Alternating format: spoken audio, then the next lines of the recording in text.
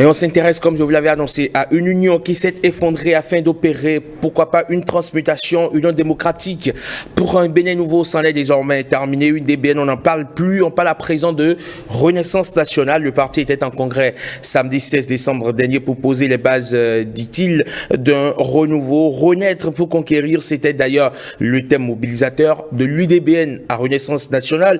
Qu'est-ce qui a véritablement changé au sein de la formation de Claudine Prudencio? Le parti a-t-il effectivement pu opérer le bon diagnostic qui lui permet d'amorcer un nouveau cycle de vie? Nous abordons la question avec Dr Mohamed Akintola Wali. Il est le responsable à la communication du parti RN Renaissance nationale. Bonjour et bienvenue. Bonjour monsieur le journaliste, bonjour chers téléspectateurs. Comment allez-vous? Super bien. Un plaisir de vous retrouver sur 5 sur 7 matin. Plaisir partagé. Il y a quelques mois ou quelques années encore, vous étiez sur ce plateau S-Qualité FCBE. Désormais, ça a terminé. C'est une nouvelle page qui s'ouvre pour vous. Oui. Autant pour moi que pour le parti. N'est-ce pas? En effet. Et on va parler de tout ceci tout à l'heure. Mais avant, on va voir ce reportage de Rachida Doubiomama qui était justement à ce congrès extraordinaire du parti UDBN, congrès au cours duquel le parti est devenu Renaissance nationale. On regarde. J'ai l'honneur de déclarer que désormais, notre parti Union démocratique Point Bénin Nouveau se fera appeler Renaissance nationale. Nouvelle identité, nouvelle histoire, nouveau départ avec le parti RN ex-UDBN. Mon vœu si cher est que ce nouveau départ que nous prenons dans la marche vers la Renaissance puisse être, in fine, une véritable démarche de relance effective de la vie politique au Bénin pour sortir notre pays de l'ornière de l'inféodation des consciences afin de le mettre définitivement sur le piédestal du développement intégral qui respecte l'homme, tout homme, et le projette dans un monde de paix, de dialogue et de liberté, gage d'un progrès authentique, sérieux et durable. Des vicissitudes, ce parti en a connu, entraînant frustrations et mécontentements des militants. Plutôt que d'abandonner, sa présidente choisit renaître pour conquérir une vision partagée par tous. Ce choix demeure toujours d'actualité et l'engagement qui la soutient est encore plus fort aujourd'hui après notre participation aux dernières élections. Madame la Présidente, la jeunesse vous rassure de ce qu'aujourd'hui, plus qu'hier, et demain mieux qu'aujourd'hui, elle est prête pour le job. Et elle est consciente des ambitions qui sont là. Les sages du parti me chargent de vous transmettre leur bénédiction. Invités au congrès extraordinaire, les partis UP Le Renouveau, Moël Bénin et les démocrates ont répondu à l'appel. Également présent à ce rendez-vous statutaire, un hôte de marque, membre influent du parti au pouvoir au Cameroun. La vitalité d'un parti, c'est les réunions, les meetings. Et je suis fier de me retrouver ici dans un contexte de convivialité. Tel un roseau, l'UDBN plie mais ne rompt pas. Elle se réinvente sous un nouveau nom et logo, mais ne change pas pour autant d'idéal.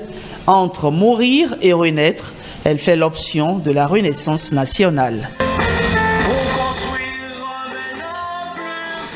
À l'instant, donc, Rachida Doubiomama pour ce reportage.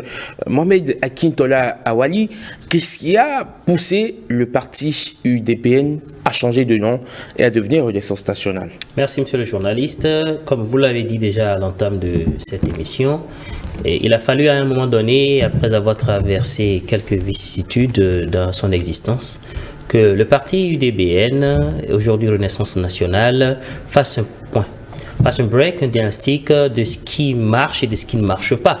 C'est d'ailleurs normal dans toute existence de voir est-ce que les moyens que nous utilisons, est-ce que les actions que nous menons, est-ce que les outils que nous utilisons nous permettent réellement d'atteindre l'idéal, les objectifs que nous nous sommes fixés. Ce n'était réellement pas le cas et le parti a donc dû faire ce diagnostic-là. Les décisions qui en sont sorties lors d'un congrès ordinaire qui a connu comme extension le congrès extraordinaire dont on vient de voir le reportage, a donc décidé qu'il y avait plusieurs mutations, plusieurs changements, plusieurs réformes qu'il fallait opérer. Et parmi ces réformes-là se trouve le changement de nom, d'identité, d'emblème, ce qui n'est que la pointe de l'iceberg. Donc le congrès qui a eu lieu ce 16 décembre 2023 au Palais des Congrès a consacré l'échange autour de ce principal point-là, mais également d'autres points qui ne sont pas moins importants, discutés sous forme de panel ou de communication avec les congressistes qui étaient plus de 1200 venus de tous les coins et recoins du Bénin, entre militants, militantes et sympathisants. Alors, est-ce que le changement de nom était, on va dire, l'élément fondamental? Est-ce que c'était opportun? Est-ce que c'était primordial, capital, vital pour l'UDBN? Fondamentalement, le changement de nom apporte quoi? Fondamentalement, est-ce que c'était fondamental? Non. Est-ce que c'était capital pour de la vitalité du parti? Oui. Parce que, en quoi? Ah oui. En fait, nous sommes dans un contexte de marketing, nous sommes dans un contexte de communication, nous sommes dans un contexte de marquer, dans un sens donné, l'esprit des compatriotes. Et lorsque vous avez un parti qui a déjà connu quelques vicissitudes et qui a subi beaucoup de préjugés de la part des uns et des autres, même quand vous opérez des changements à l'interne, quelle que soit la qualité de ce que vous faites, puisqu'il y a beaucoup de choses qui ne sont pas visibles en fait. Donc il faut pouvoir ne pas aller de même molle, faire le package au complet. Donc cela vient s'ajouter à autant de réformes qui ont été opérées à l'interne qui ne sont forcément pas visibles, qui ne peuvent être visibles juste au lendemain du congrès ou le jour du congrès, qui ne peuvent qu'être visibles pendant les semaines à venir, pendant les mois à venir. Donc faire, comment on appelle, tout cet effort-là de renaissance, de renouveau à l'interne, et que le nom reste, cela n'accompagne pas le mouvement. Donc il fallait en venir là. L'autre chose aussi, c'est une question cosmétique. Bon, appelez-les ainsi si vous voulez. Encore que je vous vois venir, vous parlerez peut-être de maquillage ou de saupoudrage et tout ça. Vous savez, au fond, maquiller quelque chose, ça ne veut pas forcément dire que cette chose est mauvaise. Sinon, ce serait un affront pour vos invités ici, puisque je me suis fait maquiller avant de monter sur le plateau. Pour dire que maquiller quelque chose peut, dans une certaine mesure, avoir l'intention de faire ressortir l'éclat, la beauté de cette chose-là.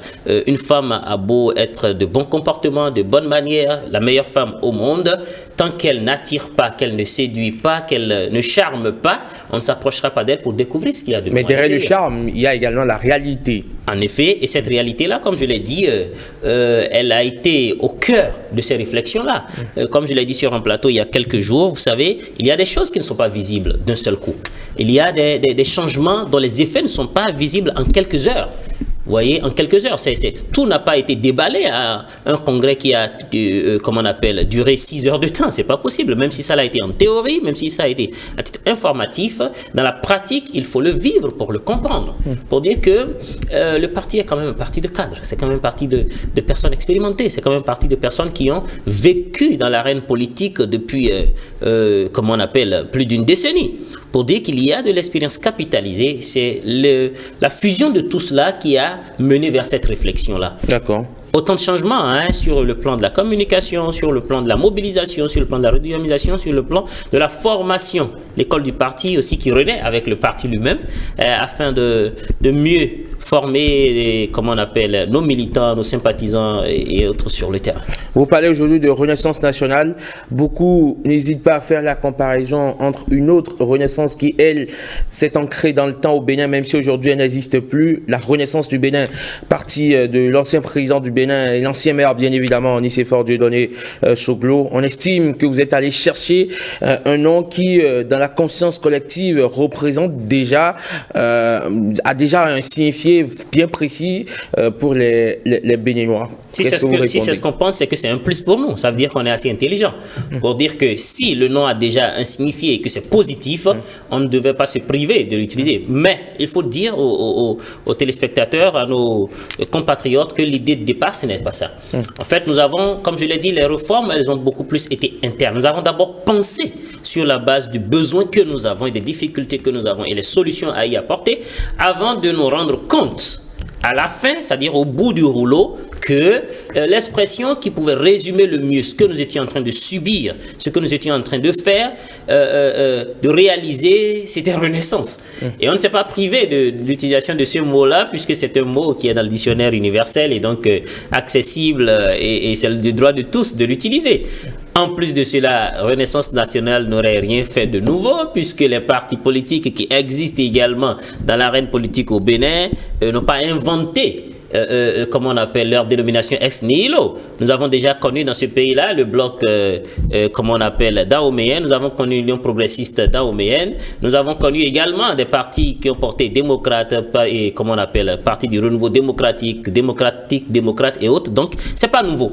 Le Renaissance nationale n'aurait donc rien fait de fantastique, plutôt que d'avoir pioché un mot dans le dictionnaire qui résumait et qui rendait compte du message qu'il voulait passer.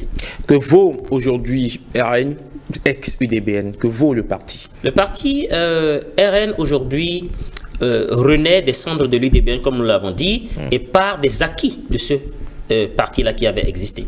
Nous avons participé à des élections. Nous avons participé aux dernières élections législatives. Les résultats ne sont pas réluisants. Moins de 2%. Oui, en effet, 1 et quelques pourcents, s'il vous plaît. C'est significatif lorsqu'on parle de chiffres. Mais vous savez, ceux qui ont voté pour UDBN... Vous allez dire moins de 2%. Merci. Désolé. Il n'y a pas de souci. Ceux qui ont voté pour le parti UDBN dans les 24 circonscriptions électorales n'étaient pas des gens qui n'étaient pas des Béninois. Le parti a un ancrage national. Nous nous évertuons aujourd'hui à étendre cet ancrage-là afin qu'il puisse être significatif et rencontre les exigences de la réforme du système partisan. Les dossiers que nous avons déposés à la Sénat pour avoir notre récépissé de dépôt des dossiers pour les élections passées n'étaient pas des dossiers d'expatriés, c'était des dossiers de Béninois, pour dire que le parti part de ces acquis-là, de son existence dans toutes les 77 communes du Bénin et toutes les 546 arrondissements du Bénin pour l'élargir davantage, parce qu'on pense que nous sommes mal compris. Nous sommes mal compris, il nous faut donc réexpliquer, expliquer à fond pour être suffisamment perçu et vu comme le parti qui milite pour l'intérêt du peuple, le parti qui parle de prospérité partagée, qui parle d'équité, qui parle de paix, qui parle d'état de droit ou de démocratie. Alors, lorsqu'on observe aujourd'hui on va dire le paysage, le landerneau politique de notre pays, dominé fondamentalement, en tout cas par 3 partis qui sont aujourd'hui représentés au Parlement, à savoir l'Union progressiste, le Renouveau, le Parti Bloc républicain et le Parti les démocrates, on se demande comment est-ce qu'on peut se situer quand on est aujourd'hui Renaissance nationale, UDBN, qu'on n'a pas véritablement impacté la scène politique par le passé. Comment est-ce qu'on veut se situer sur cette carte qui commence clairement par se dessiner? Je ne partage pas totalement l'avis selon lequel la carte, elle est déjà standard. Elle est pas standard, mais semble se dessiner progressivement. Ok, semble, c'est encore mieux approprié parce que nous sommes sur un terrain politique et tout se fait et se défait à n'importe quel moment. Et bientôt, nous aurons des élections générales, ce que nous n'avons jamais connu en République du Bénin. Il y aura une sorte de décomposition et de recomposition de l'arène politique. Ceci étant, les résultats que nous sommes en train de mettre en avant ne sont pas de nature à décourager, car il y a quelque chose qui est fait. Ce n'est peut-être pas suffisant, comme je l'ai dit tout à l'heure, que du diagnostic que nous avons fait, il y a beaucoup d'incompréhension, ce que nous essayons de nettoyer, de corriger. Quels sont les résultats du diagnostic? Les résultats du diagnostic font état du fait que le parti a quand même perdu beaucoup de plumes. Le parti, tout étant de la majorité présidentielle, est un peu comme l'enfant mal compris de cette maison-là. Qu'est-ce que vous essayez de faire comprendre et que les gens n'ont pas compris? Ce que les gens n'ont pas compris, c'est que, on n'est pas obligé de se cloisonner dans 2-3 partis. Nous sommes 12 millions, comment on appelle, d'habitants en République du Bénin, avec comment on appelle, un grenier électoral de 6 millions. Et quelques, c'est suffisant pour que nous puissions tous exister pour ceux qui peuvent en faire l'effort. Donc, notre idéal n'est pas encore suffisamment porté par ces partis politiques-là qu'on appelle grands partis politiques, mais qui sont pour notre part des partis qui ont pris leur élan sur la base d'un certain nombre de circonstances favorables. Du coup, nous attendons également notre tour et nous y travaillons, puisque vous savez, la réussite, c'est d'abord la préparation qui rencontre l'opportunité. Et là, aujourd'hui, nous nous préparons. Nous nous préparons pour dire que beaucoup de Béninois ne se retrouvent pas dans cet idéal-là des 3 grands partis dont vous êtes en train de parler. Nous avons participé aux élections passées et nous avons eu un taux de participation qui fait appel le tiers de ceux qui étaient inscrits sur la liste électorale. C'est pour dire qu'il y a encore 2% de ces Béninois-là qui ne se retrouvent pas encore dans cet idéal-là. Nous sommes en train d'apporter cette clarification-là et nous sommes en train de proposer cette offre politique-là dans le but d'aguicher non seulement ces personnes-là, mais aussi ceux-là qui étaient avec nous hier et qui, pour des circonstances données, notre fusion ratée avec le Bénin et autres, sont encore en train d'observer pour se dire est-ce que la maison elle est suffisamment OK pour que je revienne. Et nous sommes en train de leur tendre la main pour dire oui, puisque si le parti par le passé a déjà pu avoir des députés à l'Assemblée nationale, a pu avoir des élus communaux il n'y a pas si longtemps que ça, c'est dire que l'exploit est encore... Dans un environnement où il y avait une hyper-fragmentation des partis politiques, où vous pouvez, sur un malentendu, avoir 1 ou 2 ou 3 députés à l'Assemblée nationale. Pas un malentendu. Mais toujours, mais aujourd'hui... Il n'y a pas de malentendu dans un résultat qui porte un élu à l'Assemblée nationale. Mais aujourd'hui, c'est compliqué de passer la barrière des 10% qui constitue un vrai révélateur. Est-ce que l'UDBN, ex-UDBN aujourd'hui, Renaissance Nationale, a l'air insolide pour aller décrocher 10% de l'électorat béninois? La preuve que nous avons l'air insolide et que nous existons encore malgré toutes les vicissitudes.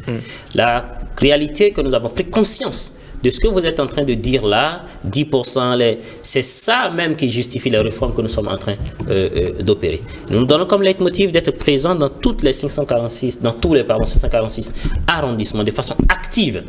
Par le passé, le parti a connu une grande difficulté. Cette grande difficulté-là, c'est la fluidité du contact entre le militant lambda à la base et, comme on appelle, la tête du parti. Aujourd'hui, nous sommes en train de corriger cela. Nous avons déjà pris le pli, car c'est lorsque cette communication-là, elle n'est pas une information, mais plutôt une communication, que le militant se sent à l'aise, se sent représenté, se sent, comment on appelle, considéré et est à même, comment on appelle, de donner sa voix pour cautionner votre représentativité dans une instance politique. Alors, il y a beaucoup qui doutent de l'ancrage de votre parti Renaissance Nationale, on va dire, dans le Bénin profond, et situe évidemment votre électorat dans la zone de Godomin, de Calavi. Beaucoup estiment qu'au-delà de cette zone géographique, le parti a du mal à exister et que le parti n'est d'ailleurs pas connu.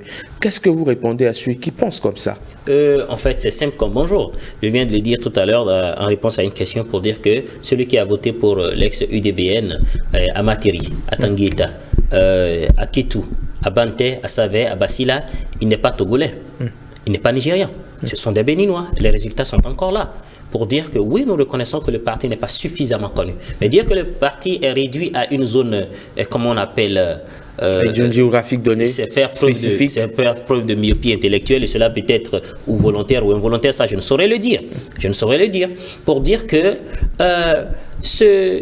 je vois en cela, en ces remarques-là, de l'intérêt porté à la chose. Et ça veut dire que les fruits ont commencé déjà à, comment on appelle, ou les fleurs ont commencé à promettre que ça va donner, puisque si nous avions opéré ce changement-là et que tout était mieux, qu'on n'avait pas de la résonance par rapport à ça, cela voudrait dire que nous n'avons rien fait de fantastique, que nous ne faisons pas peur, que nous n'inquiétons pas. L'intérêt que les gens ont pour cette action qui a été menée est déjà preuve du fait que quelque chose est en train de se faire. Maintenant, pour ceux qui veulent qu'il y ait suffisamment de bruit, mais écoutez, le travail de fourmi, qui est un travail de perfection, ne se fait pas dans le bruit, on ne l'entend pas. C'est lorsque le résultat est là qu'on le constate pour dire qu'il n'a qu'à patienter, wait and see. C'est le diagnostic prospectif qui doit être fait, et c'est le diagnostic prospectif qui doit être fait, et en cela, il faut patienter que ces réformes-là soient implémentées pour que d'ici 1 an, d'ici 2 ans, on puisse faire ensemble l'évaluation. Est-ce que l'UDBN, pardon, la Renaissance Nationale... Renaissance Nationale, pas là. Okay. Est-ce que Renaissance Nationale a le temps?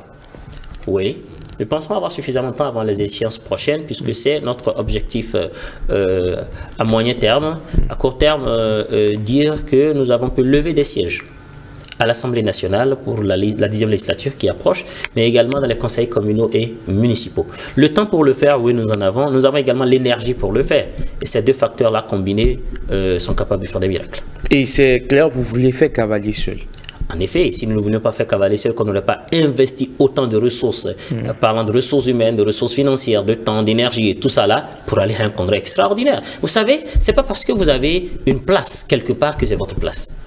C'est pas parce que vous avez une place quelque part que c'est votre place. Et lorsque nous sommes en démocratie et que votre union avec des gens ne vous permettent pas suffisamment d'impacter en fonction de la promesse que vous avez faite à votre électorat, eh bien, il vaut mieux faire cavalier seul que d'être mal accompagné. C'est aussi simple que ça, en fait. Aussi simple que ça. Que recherchait le parti en allant vers le bloc républicain précédemment? Je vais corriger, pas que rechercher le parti en allant vers le bloc, parce que nous ne sommes pas allés vers le bloc républicain. Nous avons fusionné avec le bloc républicain. Et dans un mariage, qui a pris contact avec qui? Ce n'est pas, je pense, le moment de, comment on appelle, de détailler. Mais ça permettrait quand même de comprendre. Considérer, si vous le permettez, parce que ça voudrait dire certaines choses ici sur ce plateau, voudrait révéler que comment on appelle, nous sommes les dessous d'une fusion ratée, ça intéresse particulièrement les je pense qu'on a eu le temps d'en parler suffisamment et en termes courtois, en termes responsables, puisque c'est ce que nous sommes. Pour revenir à la question, opérer un mariage avec quelqu'un, c'est un effort qui est fait de part et d'autre. Vous voyez, c'est un effort qui est fait de part et d'autre. C'est mi-chemin pour qu'on puisse se rencontrer. Au milieu, c'est ce qui a été fait. L'objectif étant en effet de pouvoir faire un ensemble encore plus grand.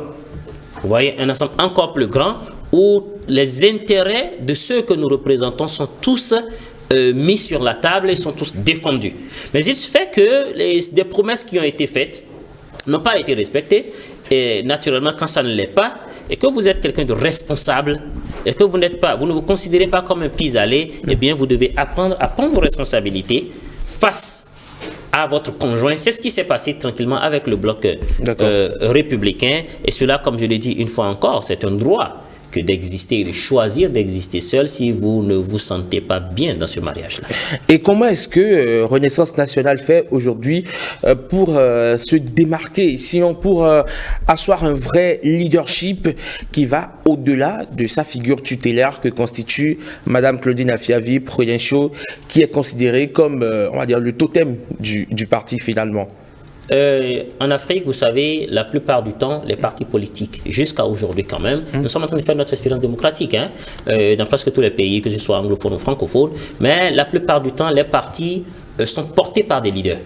Donc, on ne se privera pas non plus de ce droit-là à Renaissance nationale d'avoir une figure emblématique, une dame réussie en affaires, mais qui également combine avec cette carrière de femme d'affaires, de femme négociatrice, l'implémentation de ces valeurs culturelles africaines-là.